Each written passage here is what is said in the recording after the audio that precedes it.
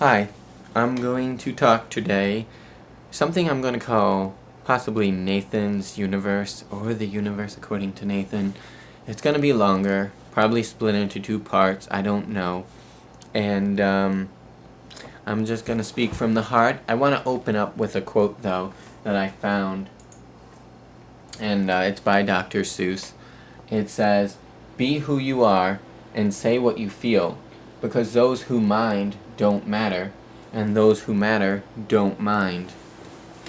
And so, you know, if you don't like what I have to say, you don't have to like it. Anyway, let's dive right in. I want to talk today about this whole thing that's going on in my life, and I think everyone's life. It's part of being human. It's trying to find interdependence in your life. The middle ground between being dependent, overly, excessively dependent on someone, and also independent. Feeling like you don't need anyone. And I think that we have a lot of people today, myself included at times, who jump from extreme to extreme, and really we as a collective haven't mastered that. We haven't found a way to be, I guess the tree would be a really great way of saying this. A tree is centered in its roots, its truth, but it's also forever reaching for the sky, higher and higher, the leaves. So it's just finding the best of both worlds, because you can't just, you can, it's your choice, but I don't just jump on any issue black and white all the time. There's a lot of gray, shades of gray, when you really start to think about it. And so this idea of freedom is one of those things, because we all want to be able to soar and follow our dreams and accomplish great things in our lives, but we also sometimes fear change, and we want to feel safe and secure. So we hold on to things, and we don't open ourselves up to new people, places, and things. Life is a journey of relationships, and you're constantly, having a relationship, not just with yourself, but with your environment, with your family, with your friends. There's no way to be alive and not have a relationship. Even if you lock yourself up in a room, wrap yourself up in tinfoil, and, chant mantras all day. Well, you're having a relationship with yourself. And even when you're in a coma, you're having an unconscious relationship with your body in a way. You're still alive. We don't bury people who are in comas because we say they're still alive. And so I just, I'm 24, and I'll be 25 in July, and a lot of people would say, well, why don't you have a girlfriend? I've had my fun in the sun, but I haven't had any long-term relationships.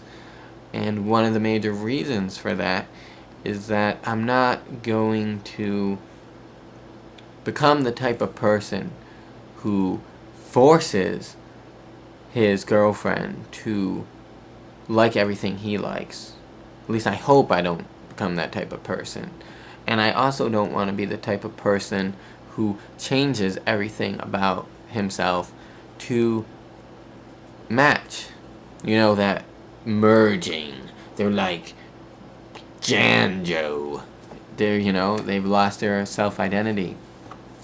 And so I want to find that interdependent. I want there to be a mutually beneficial relationship where we both give and take, and we both have, I think it's what we all want, if we're truly going to feel a sense of inner peace and happiness in our lives, we need to find the friends, or the relatives, or the coworkers that fulfill our needs, on our mental, intellectual levels, emotionally, spiritually.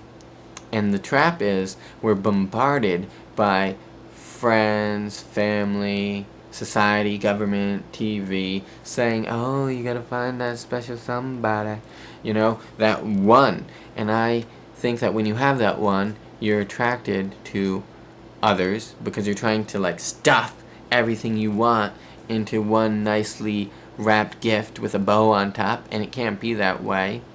And then when you're just having the many, you do want that special partner, companion, a friend who's also a lover, because again, I don't buy into that whole, oh, if you're friends, you can be only friends. If you're lovers, you can be only lovers. Most of the complaints I hear from my friends or people who have been in relationships has been, oh, I wish he talked more to me. Oh, the sex isn't that good. So again, it's all about finding that balance, in my opinion. But like I said, I just have a few people in the pipeline, top 10, top 12. People are always leaving it. It's an ebb and a flow, like life.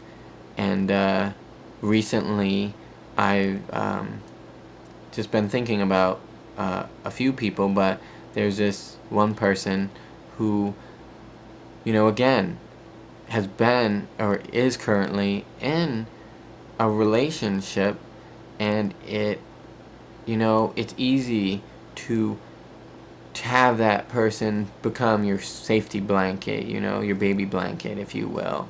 They're your anchor, your lifeline, and that's wonderful. But Paulo Coelho, who's the author of The Alchemist, unless I butchered his last name, the quote is on my Facebook.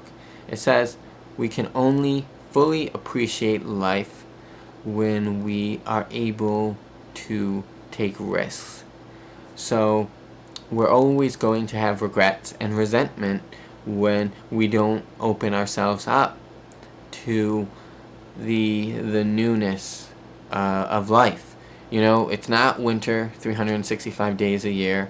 It's not we have 4 seasons, and life is like that. You have no control. As much as you want to pray, or as much as you want to believe that you do, people will come into your lives and leave your lives. Or life, sorry. And there's no guarantee. And so you have to find a way to be at peace with the fact that that life is constantly changing. Life is a constant process of change. So anyway, I'm just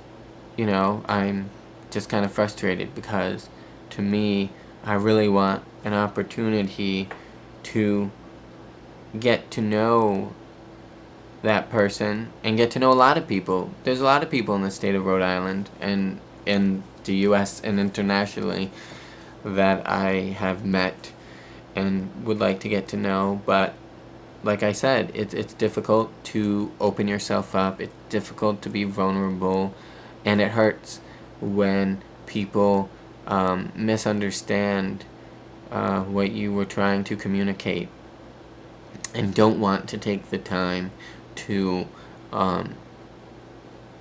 learn or grow or just understand you. And I'm not accusing anyone out there in cyberspace. Don't be like, oh, he's talking about me, and get mad.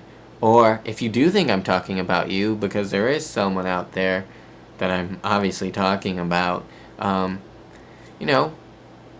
me, text me. You know where I live, probably, maybe. You could stop by and see, be like, hey, is Nathan home? I don't know, surprise me. And, life is full of surprises, and all you have control over is your attitude, what you choose to do in response to how life presents itself to you in this present moment. So, with that being said, I think I've talked long enough, and if you've made it this far, thank you very much. I hope that some of my insights were relevant to you, and if not, what can I say? I just found my Mr. Potato Head keychain right here, and had to show him off. He enjoyed it, so peace out until we meet again.